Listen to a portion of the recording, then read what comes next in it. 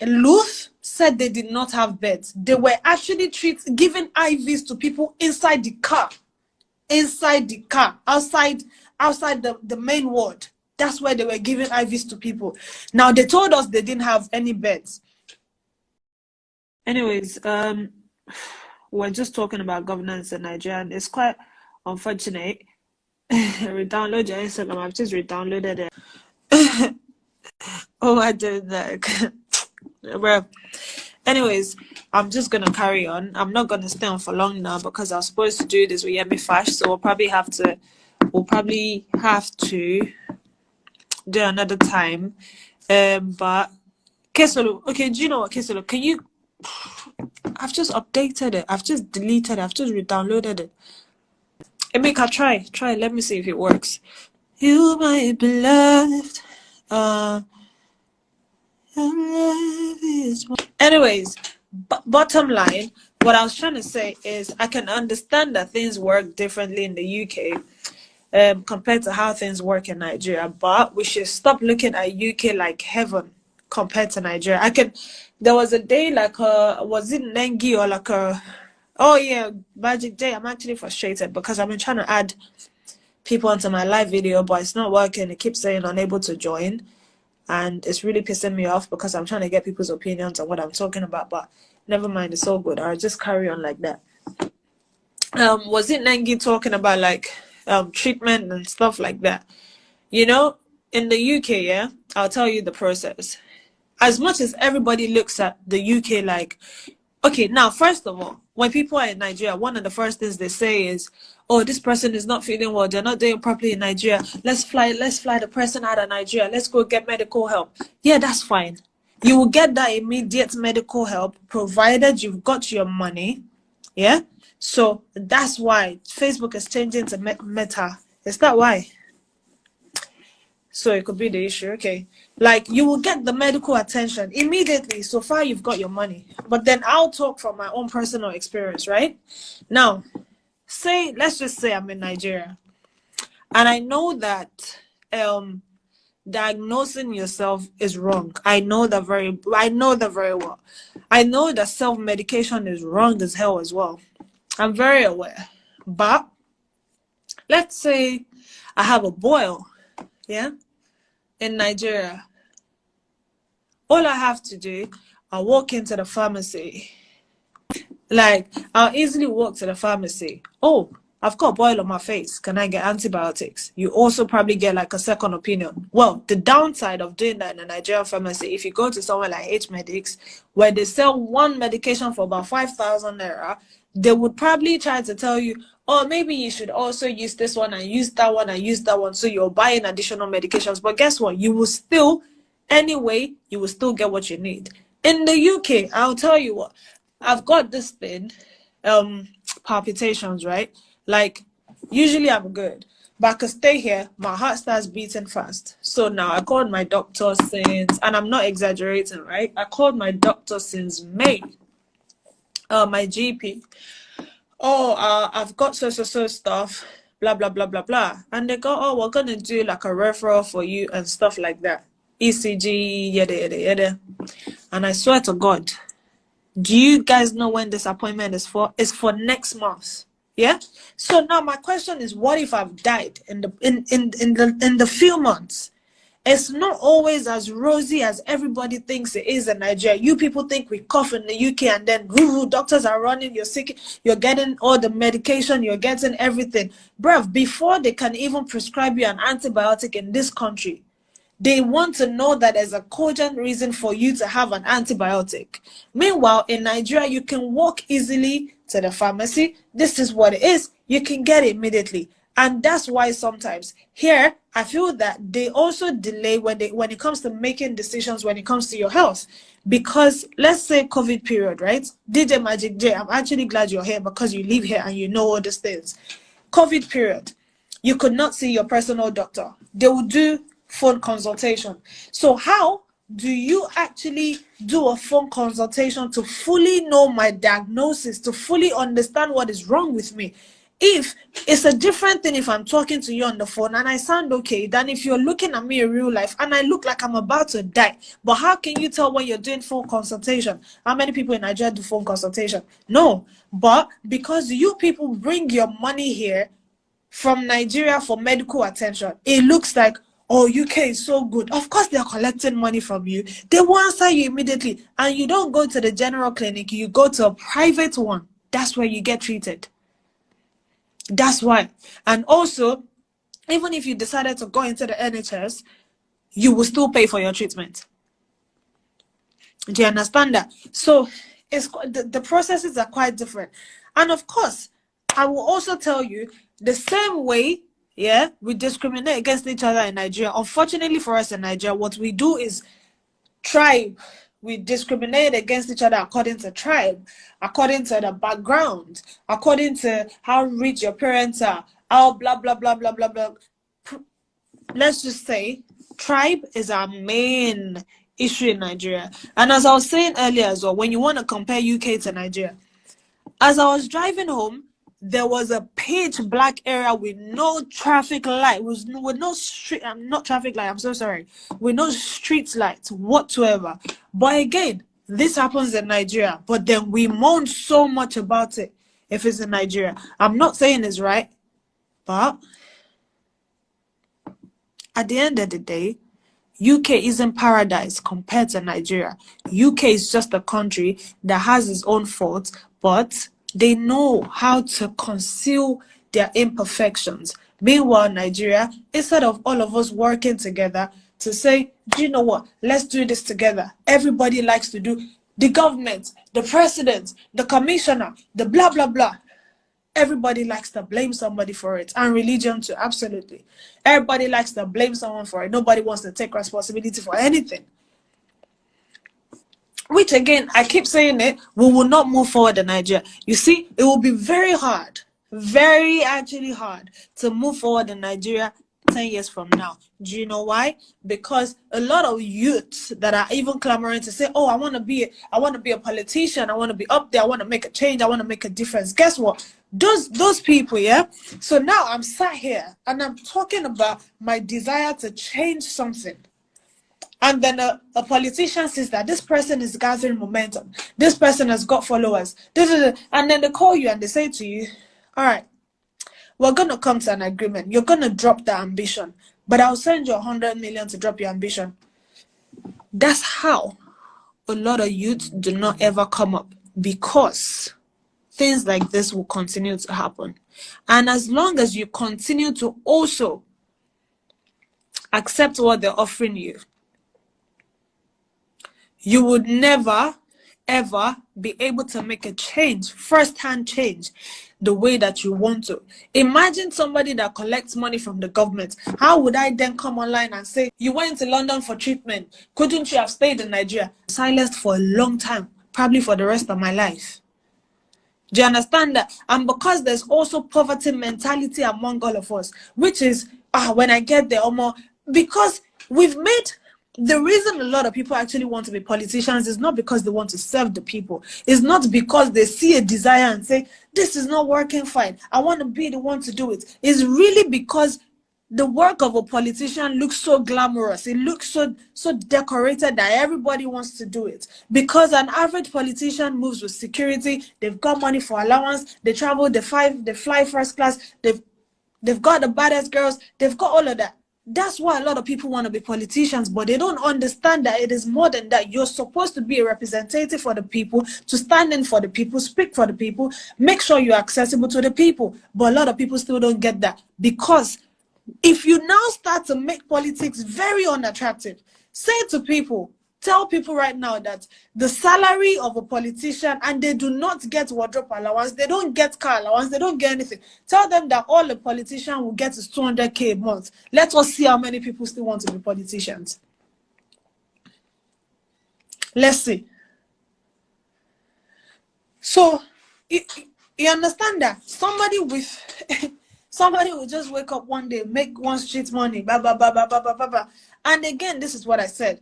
If you spend about 610 million, 700 million on an election, to be a politician, guess what you want to do first? When you're going in there, you're not going to serve the people. That's not your priority right now. Let's not lie to each other. Your first priority is, bro, I've spent so much money. I need to make my money back. That's their focus. But by the time you start to make politics unattractive to people, people will step back and understand that politics is not for wearing agbada and flying to London in first class. And that's why it will continue to upset me that people in Nigeria, or I don't know what person, said that they're going to start stopping doctors from flying to the UK to work in the UK. What audacity do you have to say that? If these people spend so many years in the university, have carryovers, you don't pay their parents' salaries, they borrow money, they strive so hard, they pay the school fees, they become doctors eventually, but you don't give them an avenue to now practice. Now they come to the UK by chance. Yeah, and then you also fly to the UK. Unfortunately for you, these same doctors will still be the ones to treat you in the UK. Guess what you're forgetting to do? You're forgetting to build your own country. So you're flying to another country to come and seek medical attention after wasting these people's. So why have you allowed me to go through school if you will not actually pay me and develop me for the skills that I have? What is the point? Do you know how many Nigerian doctors are in the UK right now? There are a lot of them. Smart people. Smart people. In my hospital, there are a lot of them.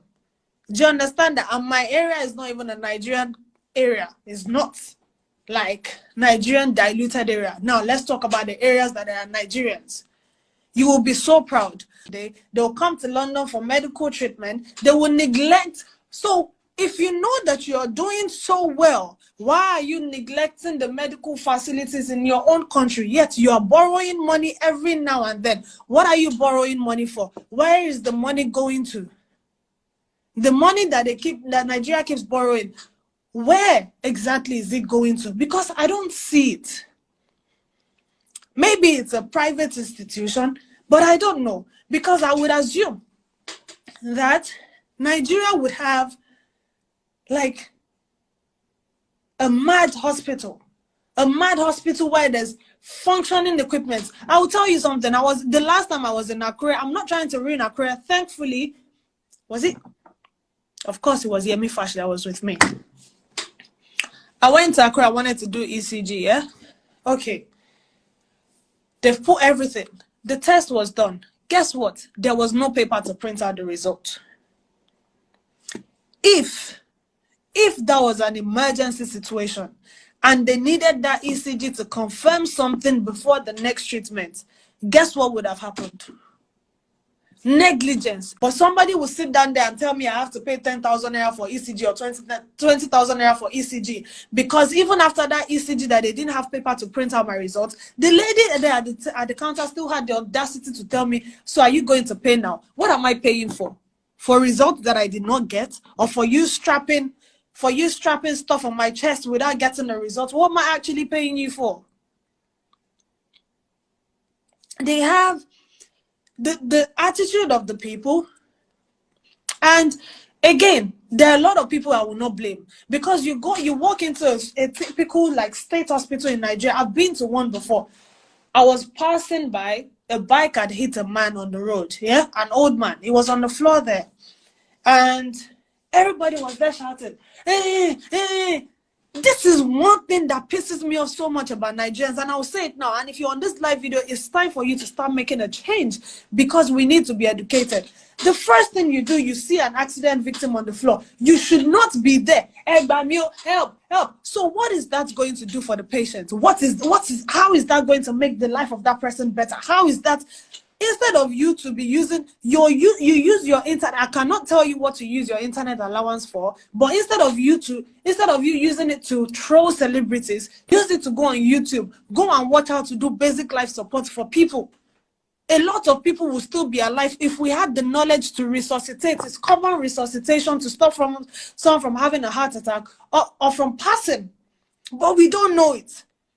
We are so woke when it comes to the things that are so irrelevant and things that will not better our life in any way. But the most important thing is we are zero when it comes to it. Somebody collapses in front of you right now. You don't know what to do. Apart from, Hey, bruv, you're talking about calling the ambulance in Nigeria? Ambulance that will use they will use the ambulance to carry yam? Forget it. There's a lot of things wrong with us in Nigeria, and I will continue to say, bruv, now an accident victim is on the floor. You don't know what to do. I passed. Okay, I said, do you know what? I told my friends, let's take this guy to the hospital. I'm not going to put this guy inside the car that I'm driving, but let's find another way. My other friend took him. They got to the hospital. We went there. I paid. Blah, blah, blah. Now, this hospital took money from us. Admitted this man. The next day, they called me to say, oh, we can't treat him. We're going to have to transfer him to another hospital. So they now transferred him to Lut. And I'll continue. We got to Lut now. Bear in mind, I don't know this man from Adam. Okay? I saw him on the floor. No concern me. But the one thing is, that could have easily been my family member. That could be my friend. That could be anybody. That's somebody. That's someone's parents, regardless. Yeah? We got to Lut. The first thing that happened in Lut that I saw, there were a couple, yeah, standing outside. Their child was inside the bay. This man and the woman, they kept begging the security man by the door. Can we please see our son? Can we go in there? Can we just see him? Can we just see how he's doing? The security man kept saying no. Unfortunately, when you put a uniform on an idiot, they start to think they have power. They do like this. You understand? There's nothing in their head, but they think they have so much power. The guy didn't allow them to go in. At some point, one of the parents actually forced themselves inside. Yeah? He went inside. Next thing, the child is dead. The man ran outside, shouting, my child is dead. It starts rolling on the floor. The wife starts crying. Both of them start rolling on the floor. Bruv, I was there. I had tears in my eyes. I didn't know these people from anywhere. But guess what the nurses were saying? The nurses said, boss, please, can you just move a little bit further? You are disturbing other patients. This was the... Somebody is grieving, yeah? Their child, a little child that's not more than 7, just died. They are shouting, they're in agony. The only thing that can come out of your mouth is, can you please move to the other side? You're disturbing other patients. Who are the other patients they are disturbing? Luth said they did not have beds. They were actually giving IVs to people inside the car. Inside the car, outside the main ward. That's where they were giving IVs to people. Now, they told us they didn't have any beds. We now went for x-ray for this man. Was it a CT scan? A CT for this man. We told the person there, oh, they said they don't have beds. The person said, sort them out now. They will give you bed. In a state hospital, you have to sort somebody out to give you bed. This is how people die in Nigeria. The attitude of the people at the top, the management, the staff themselves, is as if some of you have swallowed devilish. You have no empathy anymore. It's gone. Gone. 100%. It doesn't exist. Because how can you watch somebody die? And you just casually, like you're just so casual about it, like it doesn't affect you. You said we should go and sort somebody out for bed. How does that even work? The attitude of the nurses was just like, that's up to you. But then again, there are 2 ways to look at it. You will look at it as a lot of these people are not even qualified. A lot of people get jobs in Nigeria by, Abego, do you know, can you help me put my daughter in Kiniko? It's fine, she will learn on the job. Yeah, that's how a lot of people get jobs in Nigeria. So that's one. So they will not even understand the basics of nursing. That's one thing. Number 2, on the other side, a lot of people don't have passion for what they do in Nigeria. It's just a job is a job, and I'm trying to get paid. And let's be honest about it. a lot of us do our jobs because the first priority of you having a job is your salary. That's what concerns you. And then your passion might follow. For a lot of people, it's passion. But for a lot of people, it's the salary. Typical, okay? So if you're not paying somebody well, if you're owing them salaries, why do you think they will come to work with so much gladness and eagerness to work? They will not. And they will not care whatever happens at work. It's just for them to come, do their hours shift, and they're done. They are gone. My friend was telling me a couple of days back that his mom was in the hospital. Bruv, they were leaving dead people in the same room as them. That they will leave corpse there for like a whole day, for 2 days.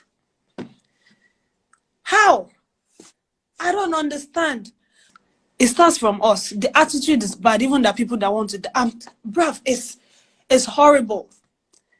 I studied business admin, but it was when I came back from NYC that I started this whole nursing situation thing.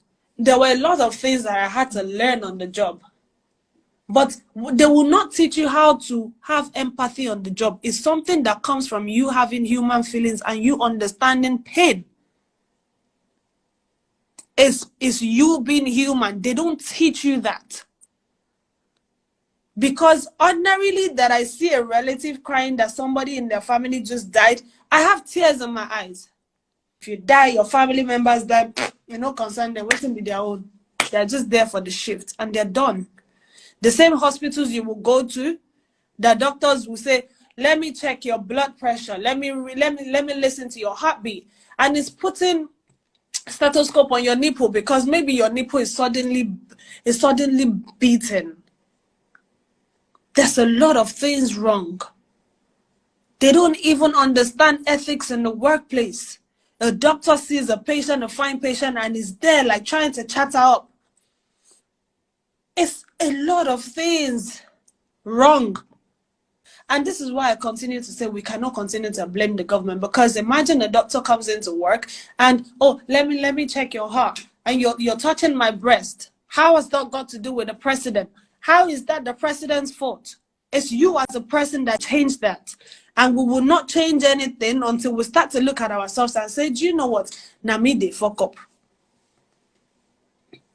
And look at ourselves and say, wait, was it not on Instablog this morning that there's a hospital in Nigeria they had to shut down because there were foreigners working in the hospital that did not even qualify, that are not even qualified for that position. So imagine, and the unfortunate things about we Nigerians is we look at anybody with a different skin color that is not black as more intelligent than us. They are not.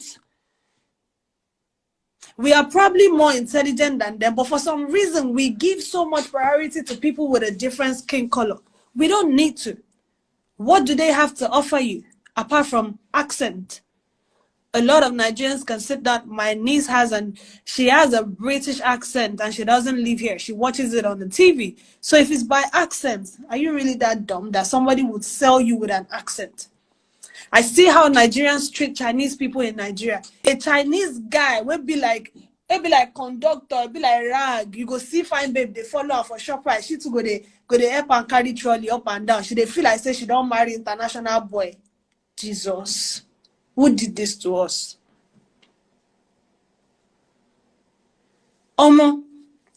Poverty mentality is the number one thing we need to take out of ourselves in Nigeria. We need to take it out. Because if this is how we're going, we will never go anywhere. And the poverty that has been created will continue to be used as a weapon against us for the rest of our lives. And we'll continue to be slaves to the government. We'll continue to be slaves onto the 5,000 naira that is given during election time. And let me remind you that 5,000 naira will only last you a week, or will not last you more than a week.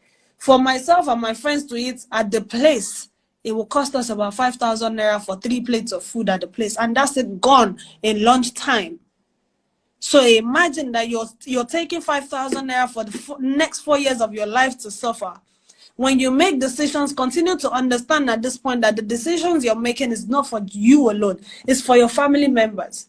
It's for the people coming behind you. So there needs to be a change. We cannot continue to sit down here banting up and down, not understanding and not realizing that there's a future and we need to be in that future. Because children are the leaders of tomorrow. Buhari has been the leader since I was in primary school. Atiku, I say Atiku. Even Atiku joined. Tinubu joined. Old men. Understand? You look at the governor of Ondo State, it looks fine. It looks young. Apparently, is even younger than Tinubu, whatever it is, but you are enabling them. Part of that carcass that we cannot tell the truth because of the little things that we have to benefit from it. You say the truth and you cannot say it because somehow somebody is dropping little drops of water from their ocean to you, and you do not think that you're mentally capable of also having an ocean.